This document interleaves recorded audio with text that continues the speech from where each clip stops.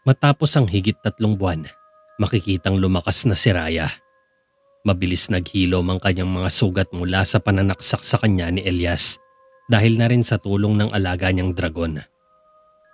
Mula sa paglalakbay ni Raya ay nakahanap siya ng katuwang para sa pagpapabagsak muli sa Terraveda. At ang una niyang kakampi ay ang dating kaaway ni Haring Jericho na si Haring Odor, ang hari ng Timog, na kilalang matagal na may galit sa mga Mondragon.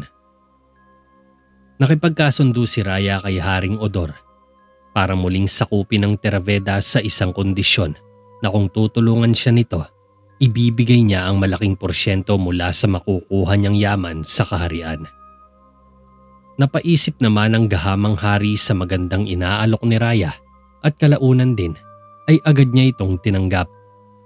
Sa tagal kasi ng paghihintay niya, sa wakas ay magkakaroon na ulit siya ng pagkakataong maipaghiganti ang kanyang anak na napatay ni Haring Jericho sa isang labanan sa paligsahan. Ngunit tuso si Raya. Sa kabila ng pag-aasam ni Haring Odor ay lingid sa kanyang kaalaman, gagamitin lang ito ni Raya bilang sandata laban sa mga kabalyero ng Terraveda. Alam ni Raya kung gaano kalakas ang puwersa at kapasidad ng hukbo ng kanyang kapatid, kaya sa tulong ni Haring Odor ay magagawa niyang basagin ang depensa ng Terraveda. Matapos nilang mapagkasunduan ng mga plano ay pumunta si Raya sa Mercia kasama ang hukbo ni Haring Odor upang sakupin ang kaharian ni Prinsesa Marina. Naisip ni Raya na magandang dito niya sisimula ng plano niya laban kay Haring Jericho upang madali siyang makapasok sa loob ng Terraveda nang walang nakakapansin sa kanya. Ang unang pakay niya kapag sakaling nasakop nila ang kaharian ay gagamitin niya ang prinsesa bilang pain para mapasunod si Haring Jericho sa mga gusto niya. Alam ni Raya ang tungkol sa dating relasyon ni Haring Jericho at Prinsesa Marina. Ngunit dahil kay Reyna Michelle ay naudlot ang magandang relasyon ng dalawa. Dahil mas mahal ni Haring Jericho si Reyna Michelle, kaya ito ang naisip na paraan ni Raya para maipaghiwalay ang mag-asawa.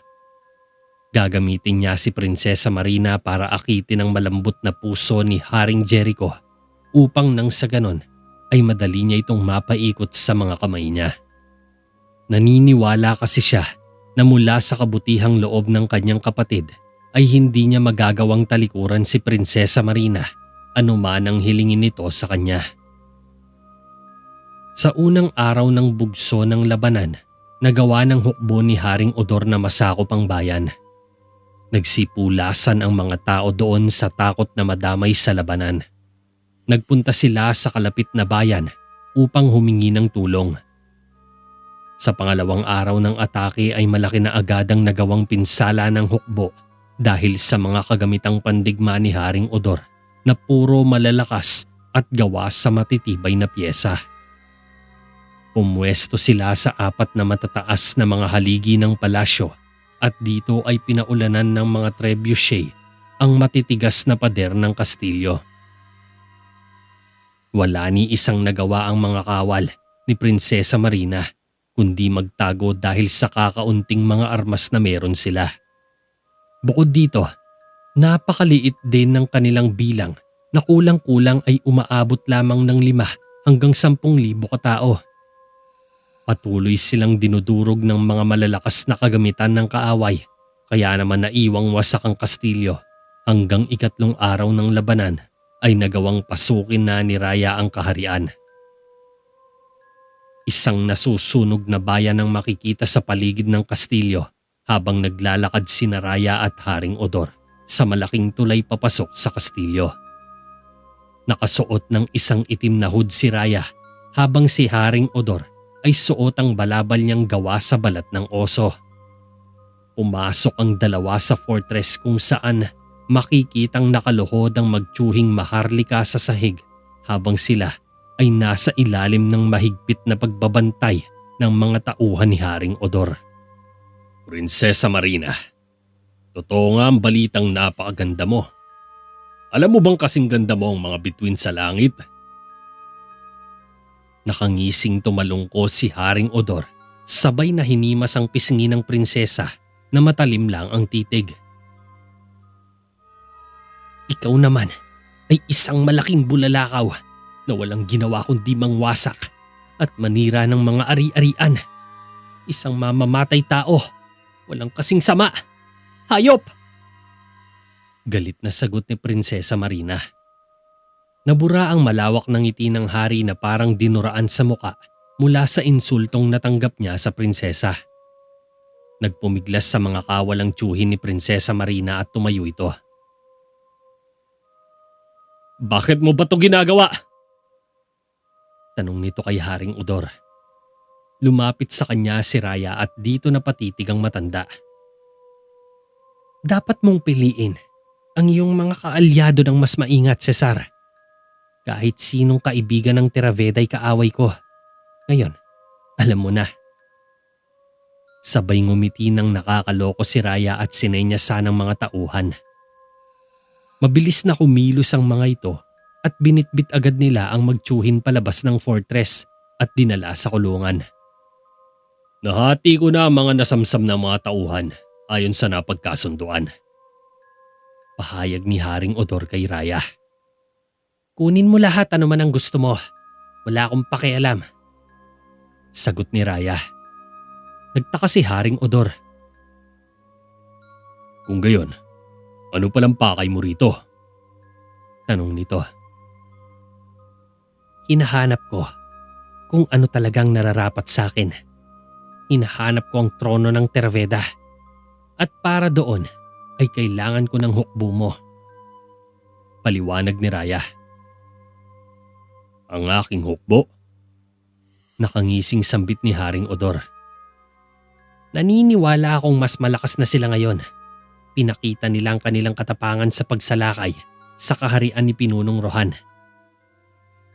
Lumapit si Raya sa trono at hinimas ang kamay ng upuan habang dahan-dahan na umiikot. At ganun pa rin ba ang matatanggap ko bilang kapalit para sa serbisyong ito? Paniniguro naman ng gahaman na hari. Gawin mo ang gusto mo kay Jericho. Sabay umalis si Raya sa fortress at naiwan si Haring Udor na bakas sa kanyang mukha ang tuwa. Pagkalipas ng 3 araw, dumating si Prinsesa Marina sa hangganan ng Terveda kasama ang kanyang alilang babae na si Manang Celia. Dumiretso sila sa bayan sakay ng 2 itim na kabayo, ngunit sila'y parehong nakaroba kaya agad itong ikinaalarma ng mga bantay ng tarangkahan. Agad tumakbo ang isang kawal papunta sa tanggapan ng mga kabalyero upang i-report ang pagpasok ng mga dayuhan. Nang ito'y malaman ni Nicolas, ay dali-dali siyang kumilos at bumaba kasama ang ilang mga kabalyero upang salubungin ang 2 estrangherong ito. Nakahud ng itim ang 2 sakay ng kabayo kaya hindi kita ang kanilang mga muka. Diretso silang pumasok sa bayan hanggang makarating sa may plaza at huminto sa tapat ng hagdanan ng kastilyo. Sino kayo? Ipakita ninyo ang inyong mga sarili. Sigaw ni Nicolas habang bumababa sila sa hagdanan ng kastilyo. Nicolas, natutuwa akong makita ka. Wika ni Prinsesa Marina matapos maihayag ang kanyang sarili. Nagulat si Nicolas nang bigla na lang bumagsak ang prinsesa dahil sa pagod sa biyahe. Dali-dali namang bumaba ang alilang kasama ni Marina sa kabayo at tinulungan ng prinsesa. Prinsesa Marina! Nag-aalalang lumapit si Nicolas. Mahal na ginang! Mahal na ginang! Taghoy pa ng matandang kasama ni Prinsesa Marina na walang iba kundi si Raya. Nagpapanggap itong matanda para lihim na makapasok sa Terveda at maobserbahan ang mga kilos ng kanyang kapatid, pati na rin ang mga plano nito. Puntahan niyo si Mang Rigor. Dapat siyang magamot agad. Bilis! Utos ni Nicolas at binuhat niya ang prinsesa upang ipasok sa kastilyo. Nakasunod lamang sa likuran si Raya na may malawak na ngiti sa labi. Dinala ni Nicolas si Prinsesa Marina sa isa sa mga guest room at pinahiga sa kama. Ilang sandali pa ay dumating na rin si Mang Rigor kasama si Javier na may dalang mga gamit. Nilatag niya ang mga ito sa lamesa at lumapit agad si Mang Rigor kay Nicolas upang alamin kung ano mga nangyari. Javier, magdala ka ng kumot at magpaapoy ka. Bilisan mo. Dapat nating panatilihing mainit siya sa anumang paraan. Utos pa ni Mang Rigor sa pamangkin niya. Magiging ayos lang ba siya? Hindi mawala-wala ang pag-aalala ni Nicolas. Kung naging maagap lang siya, nasalo niya sana si Prinsesa Marina bago ito bumagsak. Masyado pang maaga para sabihin yan. Salamat sa ginawa mo, Nicolas. Ginawa mo lang kung anong iyong makakaya. Sabay tinapik sa balikat ang kabalyero. Walang anuman, sagot ni Nicolas. Umalis na agad ito upang ipaalam kay Haring Jericho ang mga nangyayari. Inabot ni Javier ang makapal na kumot sa tiyuhin niya matapos masindihan ang fire pit sa loob ng kwarto ni Prinsesa Marina. Gamit ang kumot, binalot agad ni Mang Rigor ang nilalamig na katawan ng prinsesa kaya medyo humupa ang kanyang panginginig. Napansin ni Javier ang matandang kasama ng prinsesa na nagkukunwaring malungkot sa tabi ng kama. Bakas ang pamumutla at kulubot na mukha nito kaya hindi ito makilala ni Javier. Nilapitan niya ito upang akayin sa kanyang kwarto. Halika, ipapakita ko sa iyo ang silid mo. Ani Javier. Pero hindi ko pwedeng iwan ng kamahalan. Kailangang nasa tabi niya ako. Tanggi ng matanda kay Javier. Siya ay nasa ligtas na mga kamay. Sinisiguro ko sa iyo yan. Kaya tara na, ihahatid na kita sa tutuluyan mo. Wika ni Javier. Nataranta ang naturang matanda nang hawakan siya ni Javier sa kamay.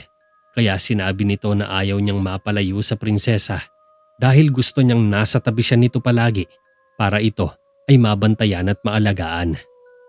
Pero ang totoo ay gusto niyang tiyakin na hindi sasabihin ni Prinsesa Marina kay Haring Jericho ang totoong plano niya kung bakit siya naparito sa Terraveda. Mababaliw siya kapag wala ako sa tabi niya. Ako na lang ang kanyang kaagapay ngayon matapos mapawalay siya sa kanyang ama at tiyuhin.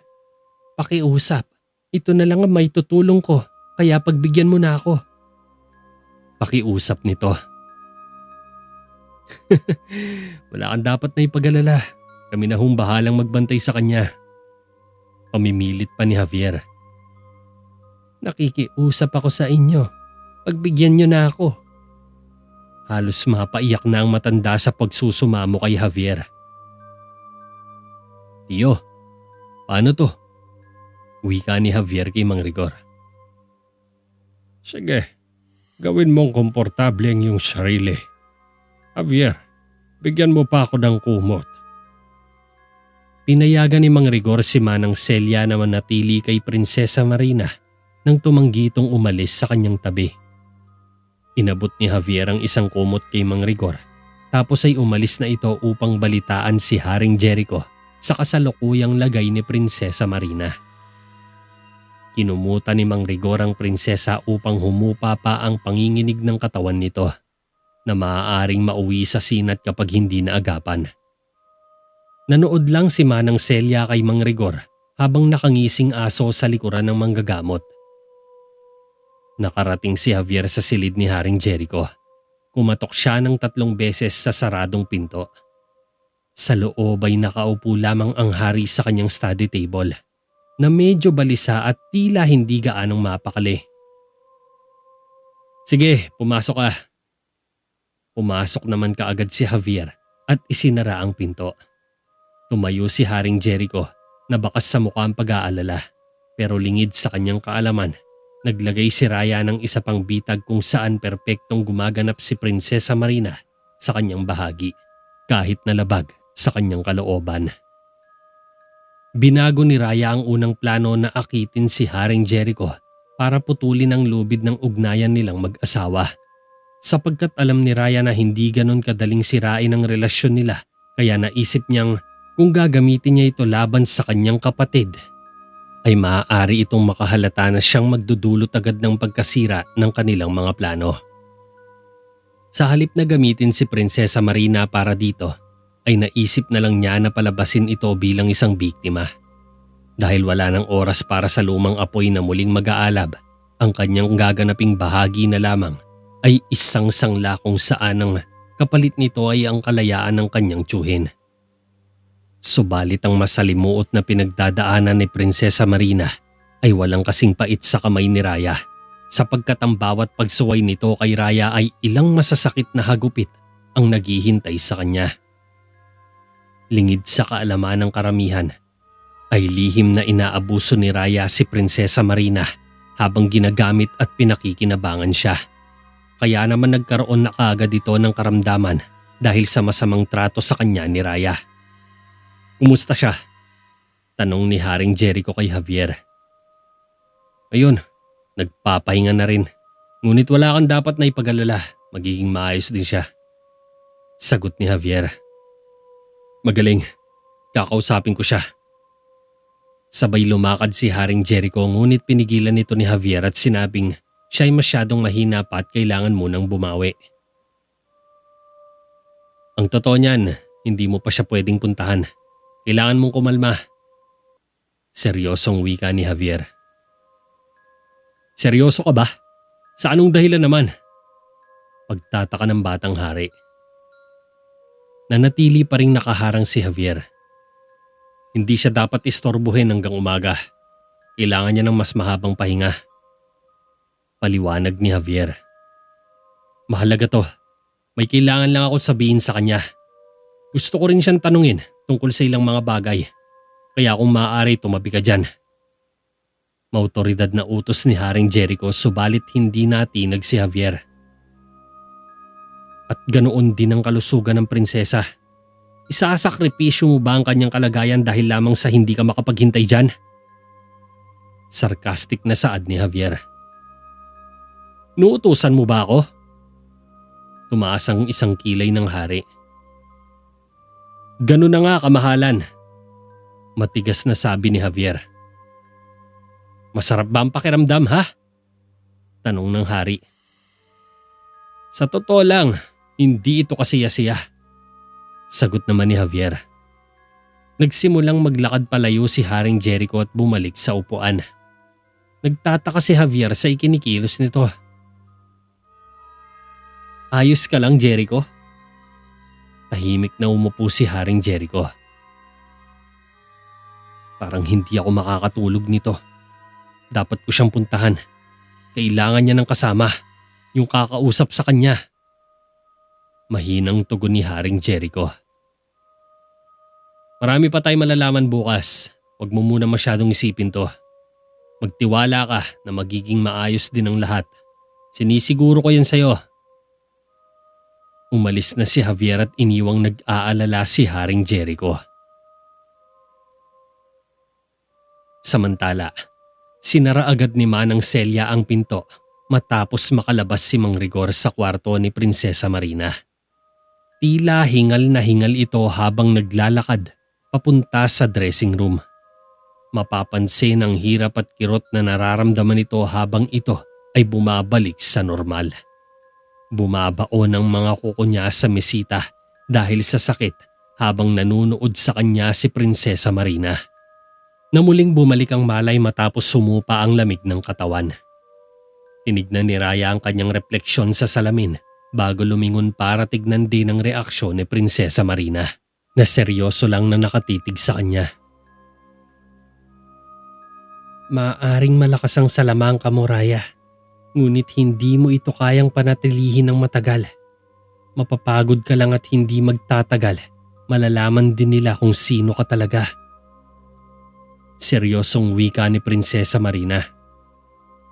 "Tama na. Ituon mo na lang ang atensyon mo sa pagtiyak kung mapapaniwala mo sa iyong nakakahalinang kwentong yung mga kaibigan." Sambit ni Raya. Matapos nilang makontrol ni Haring Odor ang kaharian ng Nemeth mula sa kamay ni Prinsesa Marina, ginamit ni Raya ang uhaw sa paghihigante ni Haring Odor para maging daan upang mabawi niya ang Terraveda. Gamit ang isang aging spell, ginamit ni Raya ang pagkukunwaring babaeng katulong ni Prinsesa Marina para magpanggap bilang si Manang Celia. Sa pilitan niyang ginamit na sangla ang prinsesa upang mapilitan itong pumunta sa Terraveda para hilingin kay Haring Jericho na iligtas ang kanyang tiyuhin na isang araw nang nawawala simula nang sila ay makatakas kay Haring Odor. Ngunit lingid sa kaalaman ni Haring Jericho, may naghihintay na malaking patibong sa kanila mula kay Haring Odor na nakahanda sa pagsalakay sa oras na kagatin nila ang pain ni Raya. Kinaumagahan, sinabi ni Prinsesa Marina kay Haring Jericho at sa harap ng mga tao ang tungkol sa nangyari sa Nimet at si Haring Odor ang may pananagutan sa lahat ng ito.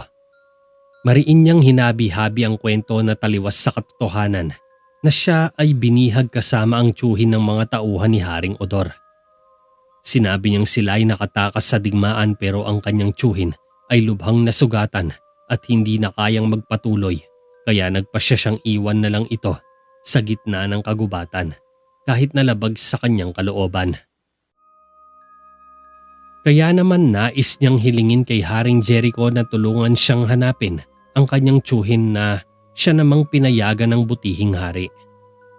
Nasa loob ng konseho si Prinsesa Marina at nakikipag-usap pa rin kay Haring Jericho tungkol sa mga bagay na gagawin nilang hakbang sa pag-rescue kay Haring Cesar. Nagpatawag ng maliit na pulong si Haring Jericho sa ilang mapagkakatiwalaang miyembro ng konseho upang humingi ng payo at opinyon para sa planong pagsagip sa hari ng Nimet. Nalaman nila mula sa prinsesa na si Haring Odor ay nagtatago sa isang libingan malapit sa hangganan ng Terraveda. Sakop ito ng teritoryo ni Haring Jericho kaya kinakailangan nitong aksyonan ng buong konseho. Isang kaalyado si Haring Cesar kaya nasa responsibilidad nila ang kaligtasan nito. Dumating sila ng gabi nang walang pasabi. Hindi kami handa. Hindi namin sila kinaya. Napakadami nila. Ang tanging nagawa lang namin ay tumakbo noong mabigyan kami ng pagkakataong tumakas. Ani Prinsesa Marina. 3 araw na ang nakalipas sabi mo. Pwes, ano pa mga nangyari doon? Saad naman ni Haring Jericho. Ang mga tauhan ni Odor, hindi sila nagpakita ng awa. Winasak nila ang buong bayan at dinurog nila kami na parang mais. Malungkot na sagot ni Prinsesa Marina. Walang pakialam si Odor sa pagdurusa ng sino man. Kahit sino pinapatay niya. Mapunan lamang ang nais niya. Ngunit alam kong ako talaga ang gusto niya. Nagulat si Prinsesa Marina nang malaman kaagad ni Haring Jericho ang totoong motibo ni Haring Odor. At ang tiyuhin mo, tanong naman ni Reyna Michelle. Malubha siyang nasugatan, ngunit nagawa naming makatakas at makapagtago. Tugon ng prinsesa. Sigurado ka bang doon mo siya iniwan? Paniniguro naman ni Haring Jericho kay Prinsesa Marina. Halos marating na namin ang hangganan, ngunit hindi na siya nakapagpatuloy pa dahil sa kanyang pinsala. Hahanapin siya ng mga tauhan ni Odor. Ilang sandali na lang at mahahanap na nila siya. Sabay nag-hysterical si Prinsesa Marina. Kinahabagan naman siya ni Haring Jericho. Alam ko, kumalma ka, pakiusap. Mahinahong sambit ni Haring Jericho na kaagad namang sinunod ng prinsesa. Sinipat pa niya si Manang Celia na nakatayo sa tabi niya habang ito ay tahimik lang din na nakatitig na animoy maamong tupa na nakikiramay sa hinagpis ng prinsesa. Subalit gayon pa man, hindi pa rin nakaligtas kay Javier ang kakaibang kinikilos ng matanda lalo na kung paano nito tignan si Prinsesa Marina. Para bang may kakaiba rito na hindi niya maipaliwanag. At ang kanyang oray parang pamilyar sa kanya. Katabi ni Javier si Mang Rigor habang sila'y nakatayo sa unahan ng mga kabalyero. Ngunit dahil nakatuon sila sa pakikinig sa hinaing ng prinsesa, hindi na lang ito binigyan ng pansin ni Javier. Ang tiyuhin ko, lubhang matanda na. Siya na lang ang masasabi kong pamilya ko. Hindi niya kayang ipagtanggol pa ang sarili niya. Wala na akong ibang mapuntahan kundi ikaw lang, Jericho. Ikaw lamang ang pag-asa ko. Halos humagulgol sa iyak si Prinsesa Marina sa pagmamakaawa kay Haring Jericho. Makumbinsi lamang ito. Natulungan siya sa problema nila ng tiyuhin niya. Marina, naintindihan ko kung ano ang nararamdaman mo at gagawin ko ang lahat ng aking makakaya para matulungan ka. Sagot naman ni Haring Jericho. Salamat po, kamahalan. Maraming salamat sa tulong ninyo. Tatanawin ko to na isang malaking utang na loob. Wika ni Prinsesa Marina. Matapos ang maliit na pulong, pinagpahinga na ni Haring Jericho si Prinsesa Marina sa kanyang silid upang makabawi ito ng lakas. Sinamahan ito ni Javier at nang maihatid niya sila ay tsaka naman siya dumiretso sa war room upang makinig sa gagawing hakbang ni Haring Jericho sa pagsagip kay Haring Cesar. Nagpasya si Haring Jericho na ang pinakamahusay na hakbang para kay Prinsesa Marina ay akayin sila sa mismong libingan kung saan eksaktong nagtatago ang tiyuhin nito para madaling ma-rescue. Bumuo ng isang maliit na grupo ng mga kabalyero si Haring Jericho na sasama sa misyon upang maiwasan ang mga aberya sa kanilang mga pinaplano. Gaya ng mga napili, ipinapakita sa loob ng silid sina Nicolas, Eliseo, Kael at Ramon na mga pinagkakatiwalaang tauhan ni Haring Jericho na bumubuo sa miyembro ng Round Table. Bukod rito, nasa loob din ng silid sina Mang Rigor at Reyna Michelle upang maghayag ng kanilang mga opinyon. Pinag-aaralan nilang mabuti ang isang mapa na nakalatag sa ibabaw ng lamesa kung saan hinahanap nila dito ang maaaring lokasyon ng hari. Si Haring Cesar ay maaaring dito nagtatago malapit sa sinaunang puntod ni Haring Loth. 3 bundok yon mula sa ating hangganan. Wika ni Haring Jericho. Kung ganun, buo na ang desisyon mong pasamahin si Prinsesa Marina sa atin sa misyon. Saad ni Nicolas. Gumagaling na siya. Huwag ka mag-alala. Kaya na niyang maglakad ng mag-isa. Sagot naman ni Mang Rigor. Ngayon, ang tanging pagkakataon lang nating maibalik si Haring Cesar ay sa bilis at palihim na mga kilos. Subalit hindi yun imposible sa isang maliit na grupo lang ng mga kabalyero. Kaya alam ninyo na ngayon kung bakit ko kayo'y pinatawag dito. Wika naman ni Haring Jericho. Upang makalampas sa hangganan at makabalik sa loob ng ilang oras. Hirit naman ni Eliseo. Eksakto. Sagot ni Haring Jericho at itinuro ang mapa. Kabahalan, kung maaari, sambit ni Mang Rigor. Sige Mang Rigor, magsalita kayo. Pahintulot ng hari. Matagal ka nang hinahabol ni Odor. Kung malalaman niya ang tungkol dito, kailangan mong magkaroon ng isang matibay na hukbo para tapatan ang kanyang malaking puwersa. Maaari kayong malagay sa peligro kung maliit na grupo lang ang pakikilusin mo. Saad ng manggagamot. At muli niyang ipinaalala kay Haring Jericho ang malaking galit ni Haring Odor sa kanya. Kaya kinakailangan niyang magdala ng malaking grupo upang malabanan ng isang hukbo. Gayunpaman, ipinagwalang bisa ni Haring Jericho ang ganitong alalahanin ni Mang Rigor dahil hindi siya naniniwala na alam ni Odor kung nasaan si Haring Cesar. Totoo yun, pero wala pang ideya si Odor kung nasaan si Haring Cesar. Ngunit ito ay alam natin. Dahil nagawa nitong makatakas ay nawala na rin ang interes niyang habulin ito. Mukhang napagtanto na rin niya kung ano ang mas mahalaga kaya hindi niya sasayanging mag-akay pa ng hukbo para pumasok sa ating hangganan. Ngayon, ang gagawin natin ay magdamag na gagalugarin ang buong kagubatan ng Gedrif at aalis kasama si Haring Cesar sa pagsikat ng araw. Paliwanag ni Haring Jericho at lumabas ito ng silid kasama ng mga tauhan para ihanda ang mga dadalhin nila sa kanilang paglalakbay. Nang gabing yon ay pinagmamasdan ni Prinsesa Marina si Raya habang tinatawag ang isang uwak upang magpadala ng mensahe kay Haring Odor. Inusalan ng spell ni Raya ang uwak at ito'y lumipad palayo sa bintana. Ginamit naman itong pagkakataon ni Prinsesa Marina para tumakas upang mabigyan ng babala si Haring Jericho. Subalit, mabilis na nakatunog si Raya na wala sa likuran ng presensya ng prinsesa kaya hinabol siya nito. Sinubukang lumabas ng pinto ni Prinsesa Marina habang nasa anyong matanda si Raya pero gumamit ng mahika si Raya para pigilan siya.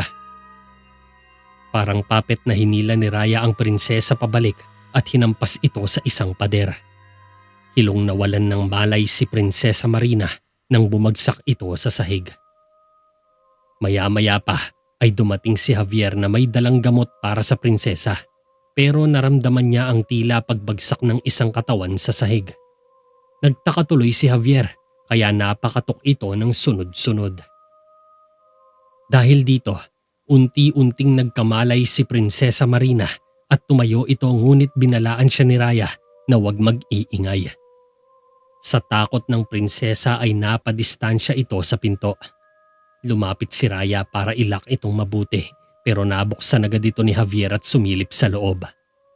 Sinalubong ito ni Manang Celia na masama kaagad ang titig sa binata. Paumanhin, may nadinig kasi akong ingay sa loob kaya nag-aalala ako baka may nangyaring masama na. Paghingi ng paumanhin ni Javier kay Manang Celia. Hindi mo kailangang humingi ng tawad. Sagot naman ng matanda. Tinignan ni Javier si Prinsesa Marina na nakatayo sa tabi ng isang haligi pero napansin niya na parang may kakaiba rito. Tila baga nanginginig sa takot. Pinadala ko ni Tio. May gamot ako para sa prinsesa. Gusto ko sanang iabot ito sa kanya. Sinubukang luwagan ni Javier ang pinto pero hindi siya hinayaang makapasok ni Manang Celia.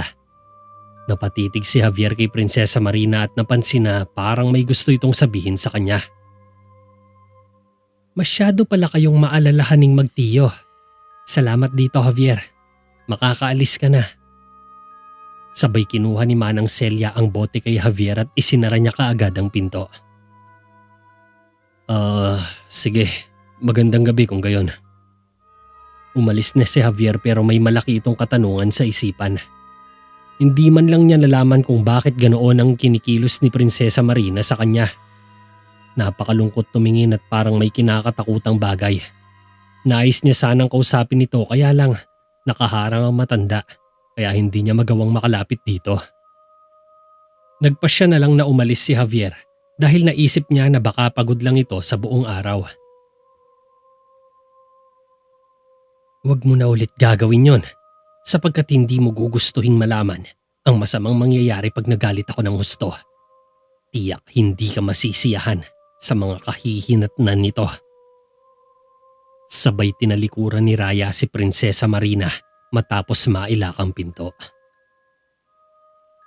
Habang nasa bahay si Javier ay napansin ni Mang Rigor na tila may gumugulo sa kanyang isipan habang ito'y may binabayo na gamot.